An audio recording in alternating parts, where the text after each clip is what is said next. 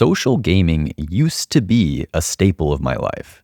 Enjoying video games with other people was one of the core reasons why I fell in love with them so many years ago. But today, things are different. I'm an adult now, and by most accounts, I have been for a while. What I can say with certainty is that gaming socially as an adult is much harder than it used to be as kids. There are reasons for that, which I'll talk about, but I don't want this to be a video of me complaining. Instead, I spent a while thinking about my own role in the decline of social gaming in my life.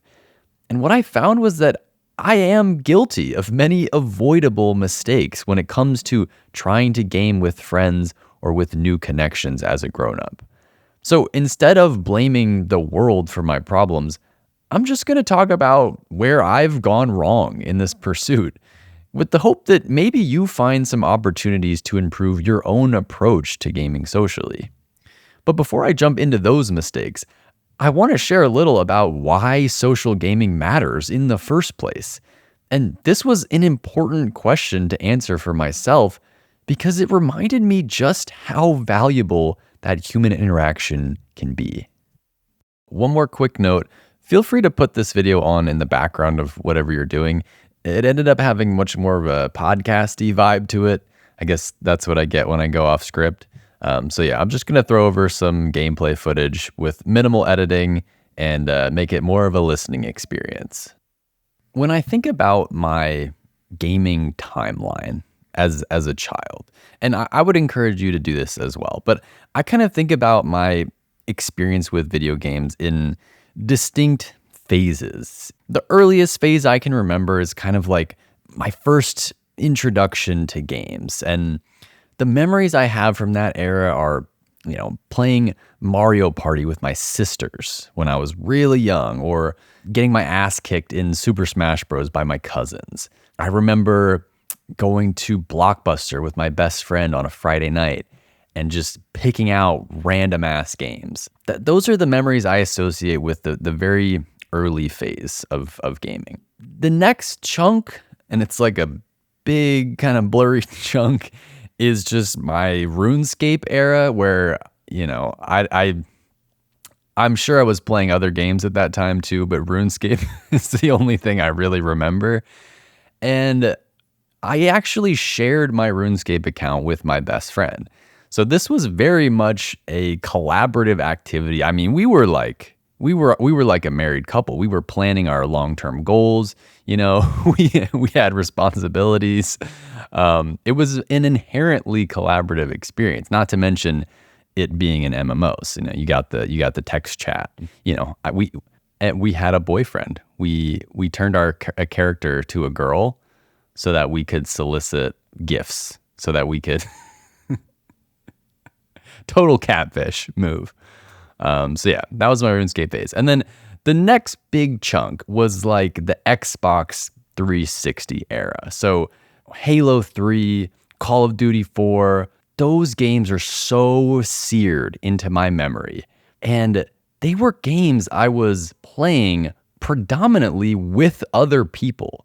Not only like my real friends in IRL, but like I met random people playing Halo 3, and we like made a clan, and that's who I would play with. They were games that were incredibly, incredibly dependent on that social connection for me. I can't really think of that many memories of just me playing games by myself. And like if I really sat here and I tried to write them out, like I'm sure I can remember some moments from certain games where I was just playing by myself. But like my video game timeline as a kid in my head, those memories are vastly social. They're social memories. Gaming socially with other people, it is formative. It creates these long-term memories because clearly there's something about this interaction, this connection between, two or more people through the medium of a game that sits in our brains. So I think that's really important. The next thing I want to mention is that social gaming is a completely different lens to experience video games through. If you only ever play games by yourself, you're essentially missing out on all of these other potential perspectives of that game. If you love games like I do, then you're actually leaving so much on the table by not playing them with other people. It's like taking a walk through the woods, you know? If you're by yourself, you're just kind of walking down a trail, your mind starts to wander, maybe you're thinking about this or that. If you're walking down that same trail with a friend and you're kind of chatting, you're seeing the woods differently. You're pointing at stuff. You're like, oh, look at that rock. Doesn't that rock look like a bust of Jimmy Carter? Like there are things that change when you are in the presence of another person. And so my point here is that I think if you want to experience the true breadth of video games, you are actually missing out if you don't open yourself up to experiencing them with other people, because there's just a different perspective that you gain when other people are in the mix. The last thing I want to touch on here is that social gaming can actually satisfy one of our core psychological needs, according to some research related to self-determination theory. If that sounds familiar, maybe it's because you've heard it in one of my other videos, the How to Get Back into a Game video. I threatened that I would bring this up again because it's such an important theory in psychology and human behavior and motivation. But essentially, self-determination theory is a framework of motivation and human wellness that's based on these three pillars of psychological needs. You have a need for autonomy, you have a need for competence, and you have a need for relatedness. When these needs are satisfied, people will develop properly and they function effectively. They experience happiness and wellness typically. But if they're not satisfied, I don't know why I said that so weird. If they're not satisfied, people are probably going to feel bad or they're not going to function very well. So there was a study published in the Journal of Communication. It's called Defining Media Enjoyment as the Satisfaction of Intrinsic Needs. And I'll just give you the spark notes here. They had participants play games both by themselves and with another person in real life. What they found was that the players who played together had a much higher score on the relatedness criteria of their survey or of their evaluation compared to the ones that were just playing in isolation. And like, maybe this is a huge duh moment, and it probably should be if you've ever played a game with another person, because we know that playing games socially makes us feel connected to some degree. It's a way of interaction, and we know that human interaction is a really important component of well-being and motivation. So I just wanted to lay that out there because there are three reasons that I think are very clearly demonstrating the value of gaming socially. So with that, let's get into the mistakes that I've made and I'm still making. Starting with number one, taking the path of least resistance. Gamers, in many ways, are like water. If you've heard the famous Bruce Lee quote where he talks about if you put water into a cup, it becomes the cup. You put water into a teapot, it becomes the teapot. Water will fill any form that it's in to fit, and it's also going to find the most efficient way through a path or an obstacle. I do think gamers are a lot like water, you know? Say there's a big meta shakeup in, I don't know, Marvel Rivals.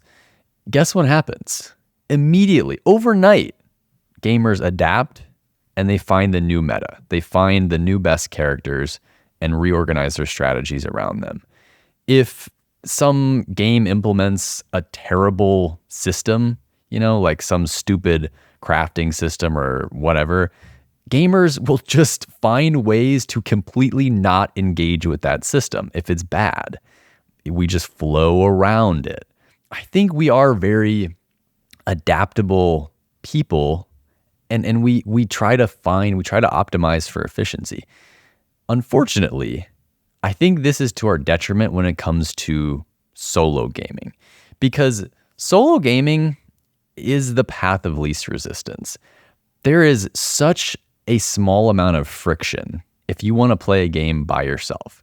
You choose what game you want to play, you choose when you want to play that game, and you choose for how long you want to play it.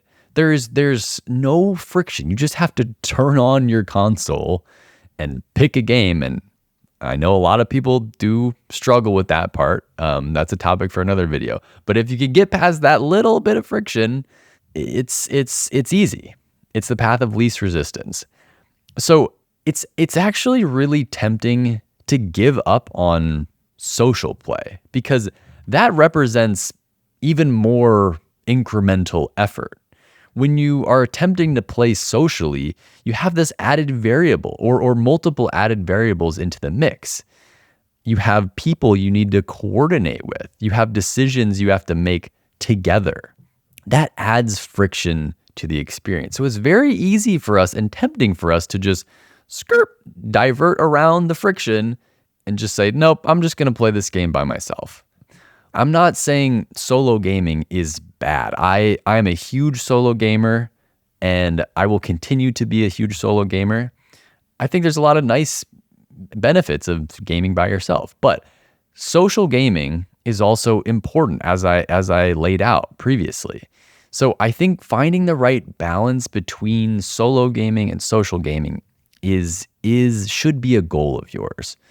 If you want to think about this a different way, to maybe help to reduce the amount of perceived friction when trying to play socially, I like to think about experiences in life in 3 phases. You have the before phase leading up to it, you have the during phase, and then you have the after phase.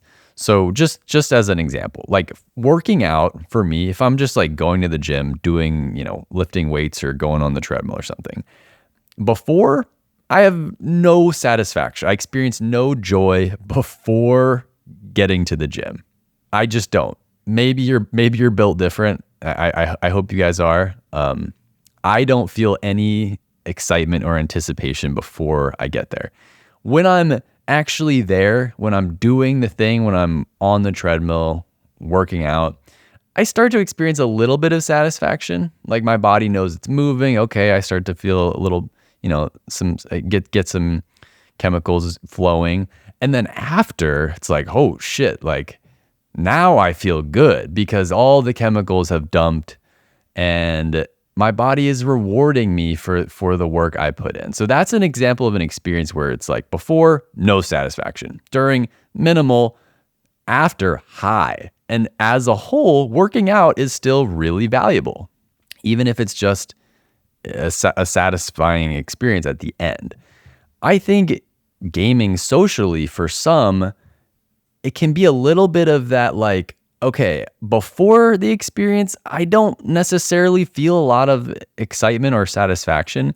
If it's a game that you're really excited to play with another person, then yeah, you're gonna feel that satisfaction.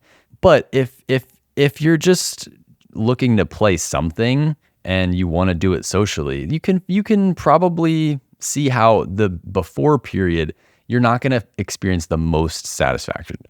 But as soon as you're actually playing the game, most of the time, and at least in my experience, I immediately start to enjoy it. I immediately start to have fun.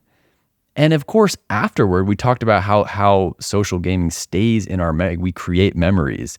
After, you look back on it and you say, damn, that was a lot of fun. That was worth doing. So this is just another way to think about it. It's maybe there's a little bit of resistance in the very beginning because you don't experience that beforehand satisfaction like you do with some other things. But all the resistance is at the very beginning. So once you get past that, once you can flow past that initial resistance, there's so much value in social gaming. So try to not take the path of least resistance when it comes to gaming with other people, because I know it's easy, but I think it's worth it to find a way to engage socially. Okay, number 2 is making PvP the only social gaming that you do. PvP, of course, for those who don't know, is player versus player. And what I'm talking about are mostly competitive games, like, your shooters, your MOBAs, stuff like that.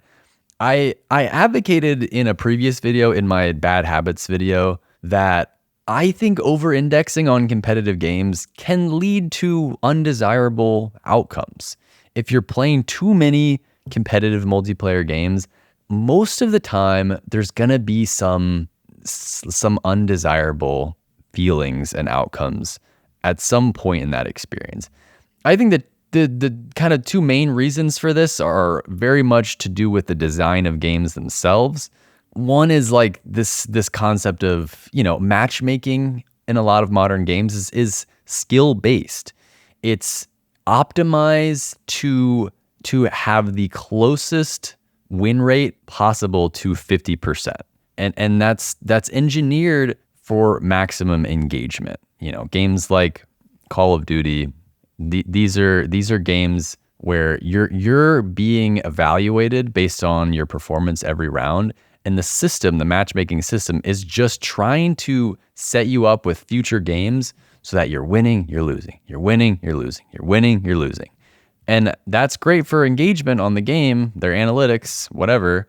But it can be really, really frustrating because even if you perform really well, you're going to get penalized with shitty teammates in your next game in a lot of these situations.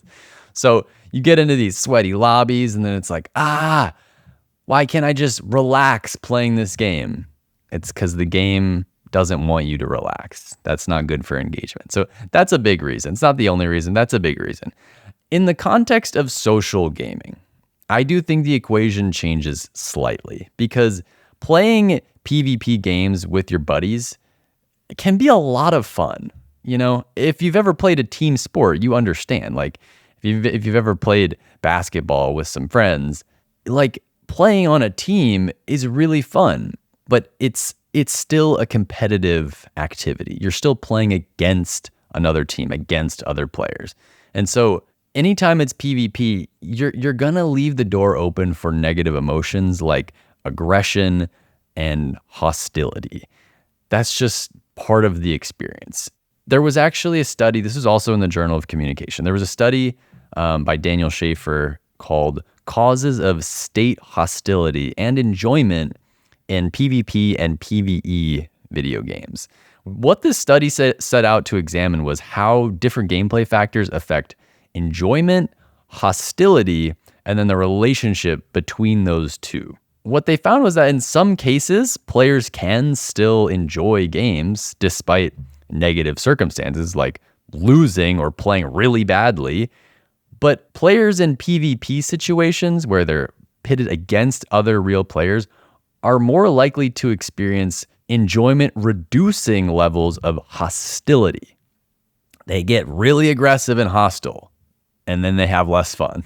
That's what they found. You're more likely to. So I think this is well understood. It's probably, again, somewhat of an obvious conclusion. But my point is that there are so many multiplayer social games that are not PvP. You have player versus environment, PvE games like Deep Rock Galactic or Destiny. You have co-op games, It Takes Two and Overcooked. And then you have so many of these like survival, exploration, crafting games, Minecraft, Valheim, No Man's Sky. Like there's so many great games that are designed to be enjoyed with friends that are not player versus player. So just think about that. If your default social gaming tendency is to go for those PvP games, just don't overdo it or try switching it up to some of these other genres if you haven't tried that before. Because I think you'll find that it's a lot more relaxing and you can more reliably enjoy that type of experience. Okay, number 3, being afraid of putting yourself out there. Here's a situation that I encounter very frequently. I'm somebody who stays in the loop on new games. I mean, I have a gaming YouTube channel, so it's probably not surprising that I'm, keeping track of gaming news and new releases and stuff like that. Very often, I will see a cool looking game has a co-op feature or it has a multiplayer feature. And I think to myself, wow, that would be so cool to play with somebody else. That would be so fun to play with a friend. And my next thought after that is, okay, who could actually play that game with me? Like from a technical perspective, is it coming to all consoles? Is it going to have cross play? Are the hardware requirements going to be insane? I go through that checklist. And then after that, once if I have anybody who meets those criteria, the next question is, okay, but who could I actually convince to buy that game and play it with me? And that's a huge obstacle in my head. And in real life, that's a difficult thing to overcome. So typically, that's where I've stalled out in the past. Like, I would say I've maybe succeeded at persuading friends to buy a game like once or twice. I remember doing this with Titanfall 2 when it was on sale in like 2018. I got 3 or 4 of my friends to buy Titanfall 2, and we all had a great time for 2.5 weeks. And then they were like, all right, we're on to, back to Fortnite or whatever. I was like, why? This game is so good. You're having fun. Anyway, so my point is, it can be really hard to get over that barrier of persuading somebody to buy a game and commit to playing it with you. That's a huge proposition. So typically, if I can't think of a really strong candidate to play that game with, the thought leaves my brain. I move on. This is what happened with Space Marine 2. I thought, wow, it'd be so cool to play this game with another person. And I couldn't think of anybody, but I bought the game anyway. And I just played it by myself, and I did like the matchmaking for the co-op mode. And it was good. Then 2 weeks later, I find out one of my friends has been playing the game for like 140 plus hours. And I was like, fuck. What a waste. Like we could have been playing together had we just communicated. Anyway, if you can't think of somebody who would play a game with you, that doesn't have to be the end of the road. There are other very viable options at this juncture. I just want to talk about some of them because when I was a kid, I seemed to have no problem meeting people over Xbox Live. I had no fear. There was no hesitancy. Like I ended up creating my own Halo 3 clan with total strangers, just people that I met through Xbox Live or through, like a forum or YouTube. I don't even remember how I met these people, but like they became my friends and my clan. And we enjoyed Halo 3 together. As an adult, things are different. And I alluded to this at the top of the video, but things do become different, and they have become different for us as adults. Obviously, we're older. We have less time. I think we also tend to close off with age. We are less open. We have less desire for novelty and new connections. I think the structure of games has changed significantly since then. We're no longer in the era of like, you have to find a server browser and a specific group of people that you can play with.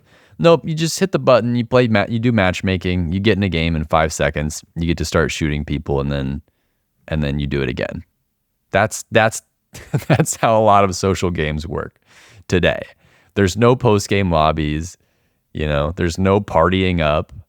That's a thing of the past. And we just have to accept that. Maybe some games can bring some of that stuff back.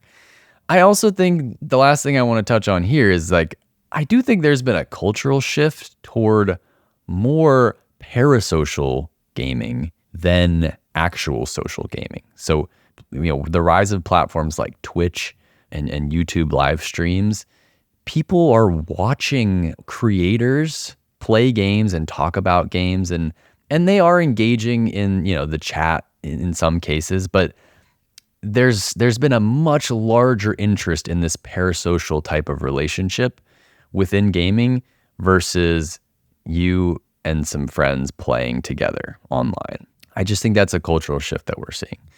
So despite all those things, there are still options. If you have the courage, because you need some courage. We used to have it. You have to kind of dig in and find that courage again. But there are still ways of finding new people to play games with. And there are legitimate options here. So I just want to talk about a few. Reddit is a really good place to start. I think there's some subreddits. There's r/gamerpals, which is basically a subreddit dedicated to finding new people to play games with generally. And then you also have like console subreddits. So you can go to the Xbox or the PS5 subreddit to find other people on your platform who are interested in similar games. You can also go to a specific games subreddit and see if they allow for social posts and looking for group posts on that subreddit. So lots of options on Reddit. Additionally, a lot of the subreddits have their own Discord servers, so you can get on those Discord servers and find other people through Discord that might be interested in playing. There's also this category of like mobile apps that are designed to find you people to play with. I have not tried these before, so your mileage may vary. Just want to disclaimer that. Maybe it's worth a shot. I don't know why it couldn't work, but I think there are sometimes some perverse incentives, like they're trying to monetize and it just gets a little icky. But it might be worth a shot. I think another suggestion that I would put out there is you could actually look for new friends in real life who happen to also enjoy video games. There is an app, there's a Bumble for Friends app, which I've heard mostly really good things about, where it's just, instead of you're trying to find a date, instead of that, you're trying to find a friend. And so you can find local people who are interested in gaming in your area who might want to, meet up and become your friend IRL. That's kind of the applications. The last thing is like, you could also just ask around your immediate network and see if there are people, because look, there are a lot of gamers out there. There's a lot of us. Sometimes we're just one or two connections away from each other. Like, oh, so-and-so's boyfriend is actually a huge Monster Hunter fan. It's like, what? I got to play with that guy. I didn't even know that. So it's very possible that you're not finding the connections in your immediate network who already exist. You just have to get to them. So ask around, try to see if you can work some of that. I acknowledge that none of these methods are easy. None of these methods are easy. It's not easy to find a new person to play a game with and enjoy it. Maybe you have a shitty experience and you're like, all right, I'm not trying that again. It's definitely possible, but I am absolutely 100% sure that it is possible and very, very viable to find new players to play games with if you're interested in creating these new connections. So again, it's not going to be easy. There is nothing in life that is worth significant value that comes easily. This is an example. Like making friends, it's not easy, but it's valuable. Don't be afraid of putting yourself out there if you really want to find some new folks to play with. Number 4 is not asking for what you really want. I would say since the Xbox 360 era, I have not had a solid base of like-minded gamer friends, people who are on the same platform playing similar types of games. I haven't had that since then. Yes, that's sad, but I think we have to accept the current circumstances of the world. That is uncommon. We have too many different platforms. We have too many different games, too many different genres now. It was much simpler when everyone was playing Halo. It was much easier back then. But here's the real truth about that. I think there are still tons of opportunities to play games with your existing network if you just reframe the problem. So compared to the last mistake, where you have a specific game that you want to play with somebody, but you have nobody to play with. So you have to find somebody to play that game with you. I think that is a specific situation. If you approach it more holistically, if you change your lens and you focus more on why you want to play a game with somebody else versus what game you want to play, that completely reframes the problem. So instead of thinking, so-and-so won't play this game because it's not the genre that they like, I think that's actually the wrong way to think about it. If you reverse things and you start with the why first, then it becomes a much different but more solvable problem. So for example, if you instead think, okay, why do I want to play a game with my friend Max? Well, the last time we played together, it was really fun. It's like, okay, so what if, to solve this problem, what if I reached out to my friend Max and I just said, hey, dude, remember when we built that giant dick mountain in No Man's Sky? That was so fun. Like, I would love to play a game with you again soon. So what did you just do there? You acknowledged that you had a good time the last interaction that you had playing a game socially with this person. And you said, hey, it'd be cool to do that again. It doesn't have to be that specific game. Just like, I enjoyed spending that time with you. So what if we did that again? So by framing it this way, this makes your intent clear. And I think it's so much more likely for your friend to receive that message and say, you know what, that's so true. Like, let's find something. Let's find a time. Let's find a game to play. Because thinking back on it, that was really valuable. Another way you can think about it, if a friend were to reach out to you with a genuine desire to spend time with you, how would you typically react? You would say, oh, that feels nice. It feels nice that this person is expressing a genuine desire to spend time with me. I'm going to reciprocate. That's typically how it goes. Unless you actually secretly hate this person, that's a different story. So instead of framing social gaming around the game itself, another approach is to frame it around you wanting to spend time with another person. And games just happen to be the medium that you're using to facilitate that interaction. I think looking at it this way makes it a lot easier to set up experiences with each other that's not so dependent on a specific game. Number 5, waiting for the stars to align. This is actually the mistake that I recognized myself committing, and it spawned the entire idea for this video. Because what I was doing, my approach to social gaming was waiting for the right combination of factors to align. That was how I approach social gaming. I play games by myself and I say, okay, if the right combination of my mood, the person who wants to play with me, and the game, if all of those things line up, then I will play a game socially. That was my default approach to this. And guess what? I was spending 99% of my time just waiting around for that to happen. I think this is a really easy mistake to make, but it's one that will almost certainly guarantee you just don't play games socially very often. When I started thinking about this mistake, I came to the realization that social gaming is actually a compromise between two players. It's a trade-off. Going back to, taking the path of least resistance, playing a game solo, you're not compromising anything.